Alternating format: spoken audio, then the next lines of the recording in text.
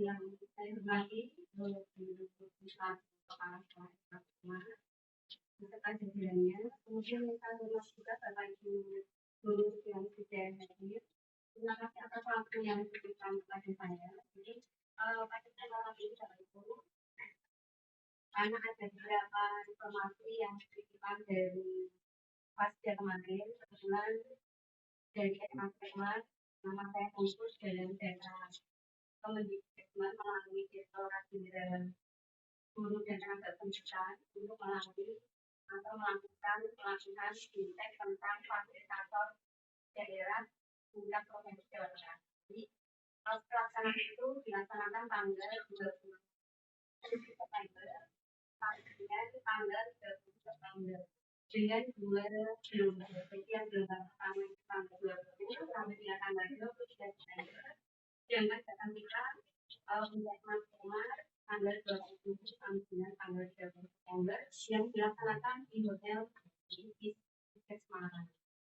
Bapak Ibu yang saya hormati, sebetulnya ini materi umum untuk bimbingan konsultasi, tapi berlaku untuk Bapak Ibu semuanya. Karena titipan dari ini kemarin itu bisa kita lakukan dalam kegiatan belajar mengajar Bapak Ibu ketika melakukan aktivitas sekolah. Dengan pelatihan seperti ini Bapak Ibu banyak sekali informasi dan juga ilmu-ilmu yang kita dapatkan. Salah satunya kemarin adalah saya pribadi kemarin sudah lolos melaksanakan studi dulu di PDIP. Jadi yang lolos mendapatkan satu buah kartu dan harus disimpan dan dikumpulkan sampai dengan mendapatkan studi dulu. Sudah menguasai berarti alhamdulillah kita melakukan seperti ini sudah kita kuasai. Dan itu tidak hanya berkegiatan dan yang kita perlu dilaksanakan setelah. Studi dulu ini Bapak Ibu sebetulnya juga sudah Bapak Ibu laksanakan, tapi mungkin kita juga belum tahu itu yang namanya dulu beda. Yang pertama ini Bapak Ibu ada tugas yang sudah Bapak Ibu miliki dan sudah dilakukan pada saat Bapak Ibu melaksanakan pembelajaran sekolah. Yang pertama yaitu kenali potensi Bapak Ibu. Untuk kenali potensi di SMA Sukma juga sudah melaksanakan tes di kemarin yang kita bersama dengan pihak lain, salah satu lembaga sekolah Semarang untuk tes potensi dan bakat minat. Setelah itu Bapak Ibu dalam kita kemarin kita sebagai fasilitator, fasilitator yang nanti akan berhasil berarti harus mewakili Provinsi Jawa Tengah untuk aplikasi ataupun melaksanakan apa yang sudah kita dapat dari bulan Maret. Untuk mengenali potensi sebetulnya tidak hanya dari psikologi Bapak Ibu, nanti bisa melakukan dengan beberapa tes, salah satunya yaitu tentang tes daya belajar siswa. Nanti Bapak Ibu bisa mengetahui atau bisa mempraktekkan karena kebetulan kemarin saya sebagai peserta itu yang mengerjakan tes itu. Jadi ada 4 tes yang kita kerjakan. Tes daya belajar, kemudian tes kecerdasan, kemudian ada tes minat jurusan dan tes kepribadian. Dari situ kita suruh mengerjakan, kemudian kita maka teorinya saja. Kalau teori saya kira Bapak Ibu juga sudah paham, ya. Jadi dari situ nanti kita bisa mengambil bisa mengetahui bakat minat yang diambil atau yang diminati oleh siswa. Kemudian yang kedua Bapak Ibu berkaitan dengan pengelolaan emosi. Nah, kemarin juga kita disuruh membuat semacam aplikasi ataupun aktivitas yang nanti berhubungan dengan pengelolaan emosi. Kalau kemarin saya sampaikan di anak itu membuat sebuah menara yang setinggi-tingginya dengan kalau saya kemarin menggunakan kartu Bapak Ibu, kartu Uno ataupun kartu jenisnya. Jadi anak itu saya suruh membuat menara setinggi-tingginya. Kalau kemarin anak berhasil sampai 5 tingkat. Tapi ada beberapa kelompok yang memang emosi. Nah ini kan berkaitan. Jadi tidak bisa sampai tempat dirobohkan, kemudian sempat marah, kemudian sempat jengkel, karena beberapa kali membangun menara itu tidak bisa.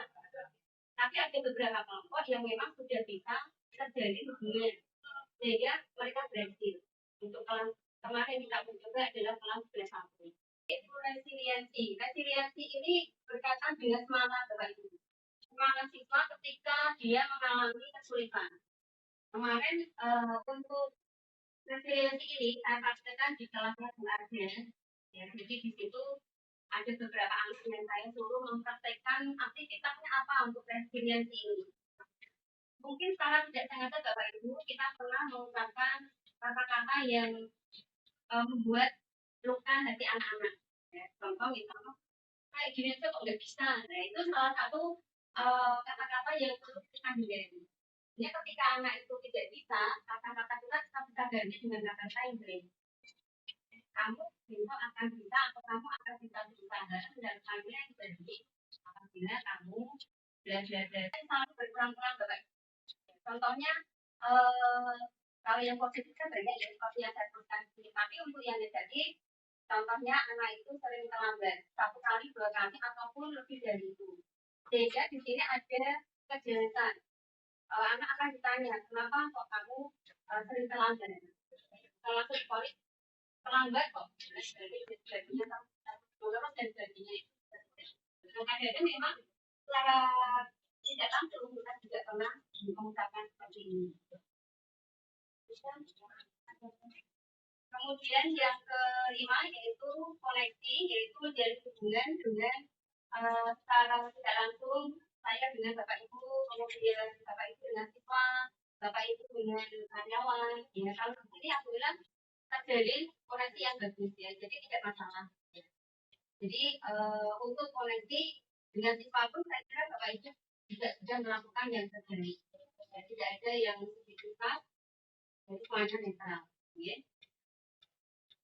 Kemudian kolaborasi ini berkaitan dengan kerjasama kita dengan orang tua Bapak Ibu. Jadi ketika ada program apapun, ya apapun yang diluncurkan dari pihak sekolah, ada koordinasi dengan aparatnya. Untuk kepala sekolah ada program ini, teman pejabat, jajarannya, kemudian Bapak Ibu guru bersama orang tua kalau memang perlu dilibatkan, ya masuk ke sana.